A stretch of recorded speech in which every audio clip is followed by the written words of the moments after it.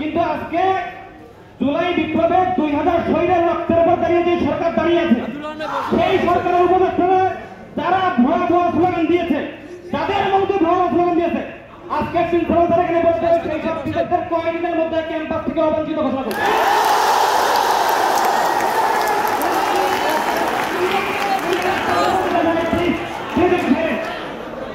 আমরা ওই সময়